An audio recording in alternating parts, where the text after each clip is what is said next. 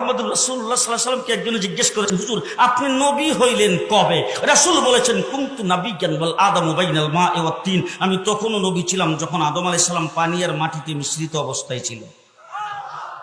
জিবরাইল আমিন এসে একদিন রাসূলকে জিজ্ঞেস করতেছেন, হুজুর আপনার বয়স কত? রাসূলুল্লাহ সাল্লাল্লাহু আলাইহি ওয়াসাল্লাম জিবরাইলকে জিজ্ঞেস করতেছে, জিবরাইল আমার বয়স পরে বলবো, আগে বলো তোমার বয়স কত? আগে বলো তোমার বয়স কত? জিবরাইল আমিন, হুজুর আমার ডেট অফ বার্থ জানা নাই। বুঝেন নাই?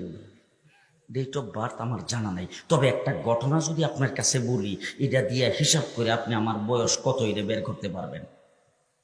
আপনারা কাহিল হয়ে গেছেন, কথা শুনতেছেন? জিবরাইল বলতে হুজুর একটা ঘটনা বললে আপনি হিসাব করে তারপর আমার বয়সটা বের করতে পারবেন। যখন এই কথা বলছেন, রাসূল বলে কি ঘটনা? বল হুজুর আমাকে যখন আল্লাহ সৃষ্টি করেছেন তখন আমি আরশের নিকটে দেখতাম একটা তারা উঠত, একবার উঠলে ৭০,০০০ বছর থাকতো। কয় বছর? ৭০,০০০ বছর। এরপরে যখন অস্ত যাইতো ৭০,০০০ বছর পর্যন্ত চলে যেত, আবার যখন উঠতো ৭০,০০০ বছর থাকতো। একবার উঠলে ৭০,০০০, অস্ত গেলে ৭০,০০০।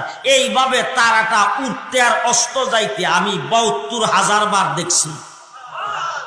হুজুর এখন হিসাব করে আমার বয়সটা কত এটা আপনি বের করে নিন। রাসূলুল্লাহ সাল্লাল্লাহু আলাইহি সাল্লাম বলেন, হিসাব করার জন্য তো ক্যালকুলেটর মেশিন লাগবে, সেই মেশিনটা তো এখন নাই, হিসাবটা পরে করব, আগে বলো দেখি তারাটার নাম কি, কোথায় থেকে আসতো, এটার পরিচয় কি? জিবরাইল আমিন বলেন, হুজুর এই সম্পর্কে আমি কিছুই জানি না। আল্লাহর নবী বলেন, আমার কাছ থেকে জেনে নাও, যেই তারাটারে তুমি উঠতে দেখতা অস্ত যাইতে দেখতা সেই তারাটাই ছিলাম আমি। এখন তুমি হিসাব করে বের করো আমার বয়স কত। রাসূল বলছেন আব্বালু মা খালাকাল্লাহু নূরি, আর এক রাওয়ায়াতে বলছেন আব্বালু মা খালাকাল্লাহু রূহি, আল্লাহ পাক সর্বপ্রথম আমার নূরকে তৈরি করেছেন। 40 বছর পর্যন্ত উনি নিজে তো নবী ছিলেন না, উনি নবী হয়েছেন তারপরে। আহমদুল্লাহ সাহেবকে বলতে চাই, আমি 48 ঘন্টা সময় দিলাম। 48 ঘন্টার ভিতরে তার বক্তব্যকে উড্ড করতে হবে, তওবা করতে হবে, জাতির কাছে ক্ষমা চাইতে হবে, আল্লাহর কাছে ক্ষমা চাইতে হবে। যদি ক্ষমা না চায় আমি আইনানুগ ব্যবস্থা নিব।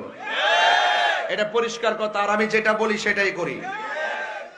সে যা বলেছে সব রেকর্ড আছে, এবং দেখতেছি অনেক কিছু কিছু মাওলানারা তার পক্ষে দালালি শুরু করেছে, সত্যকে গোপন করতে শুরু করেছে, তারা খেয়ানত করতে শুরু করেছে। কথা বলেন ঠিক কিনা?